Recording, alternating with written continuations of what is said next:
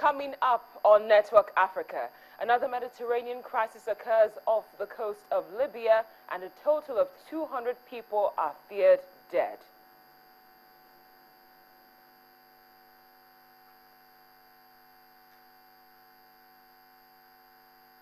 Then it's the big day in Egypt, and the new and improved version of the Suez Canal reopens, and dignitaries from around the world are there. And later on, it's creativity from our shores as a Nigerian startup converts waste from sawdust and water into clean fuels designed specifically for cooking stoves.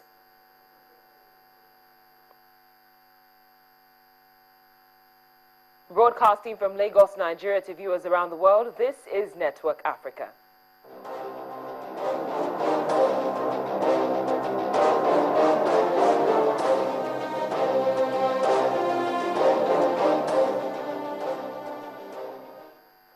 Hello there and welcome to Network Africa on Channels Television with me, Cynthia Are.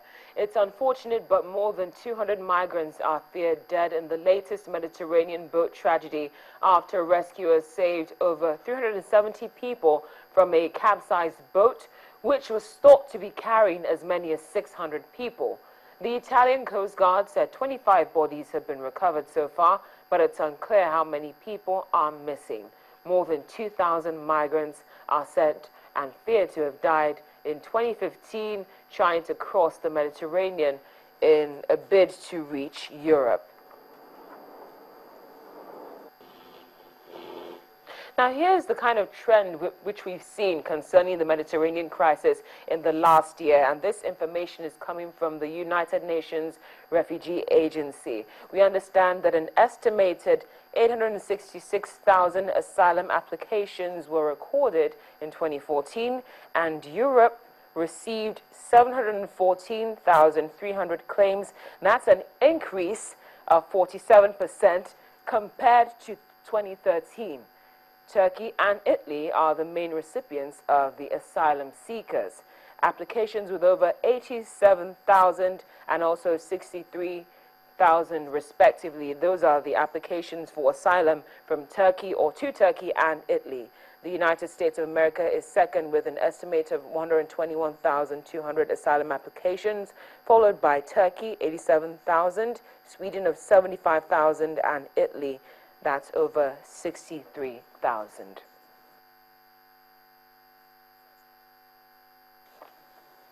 Now, we're going away from the Mediterranean crisis. It's actually a very beautiful Thursday, particularly in Egypt, where dignitaries around the world have joined the president of Egypt, Abdel Fattah al-Sisi, to celebrate the reopening of a bigger and better Suez Canal.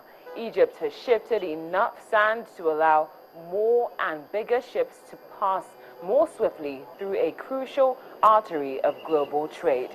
It's such a huge day that today has even been declared a holiday for the lavish opening, as the government deems this one project that could bolster pride in what Egypt has achieved so far. Well, for more, we go live to Cairo, where the Voice of America's Iranian is standing by to give us the latest on this wonderful development. Edward, thank you for your time. Thank you for joining us on the program. My pleasure, Cynthia. Oh, well, tell us more about the turnout. We understand there are a lot of dignitaries in attendance, and the ceremony is still going on right now.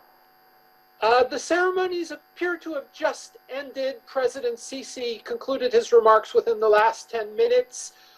He spoke with great enthusiasm. He had, according to the Egyptian media, 50 heads of state and government that were attending, many from Africa. He had people like the French president, François Hollande, which was fairly symbolic given that France was involved in building the first canal, and it was inaugurated in 1869. President Sisi took the Egyptian royal yacht, the Mahrousa, which was King Farouk's yacht, which was the first ship actually to pass through the canal back when it was dedicated in 1869. He actually wore his military uniform as he was on the bow of the ship, and he traded that for a suit and tie when he was addressing the crowd.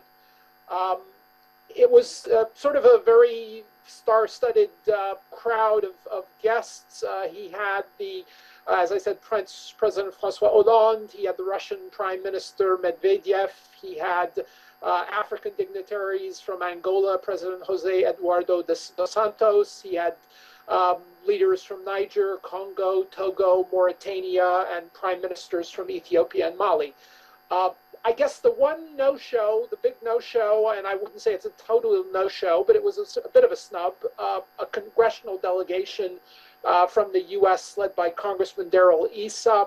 Of course, Secretary of State Kerry was here just a few days ago, and symbolically, the Egyptian Air Force was flying the F-16s that were handed over by Secretary Kerry. French Rafale jets, which the French sold to Egypt just recently.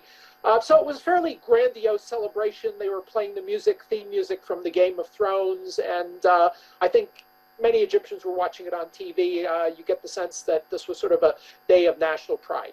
Well, indeed. But, last week, Edward, I did speak to you, and, we did talk about what the negative coverage that the press had been giving to Egypt. What I want to ask you at this point is, now this is actually a change in what we've seen today. The press has covered this in a very positive light. Now, based on what you're seeing on ground, what possibilities lie ahead for Egypt's economy? Well, Cynthia, I was here back in the 80s, the mid-80s, and it was sort of very difficult to predict what one would be seeing 30 years on, and I'd say it's probably the same for the next 30 years. Of course, that being said, Egypt has a lot of challenges. President Sisi spoke of this being the first of many major economic projects. I wish him luck. He has a great deal of work ahead of him if that's going to be the case. The country has a lot of problems.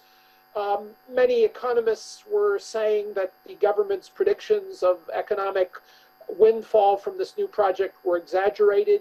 Perhaps, I don't know.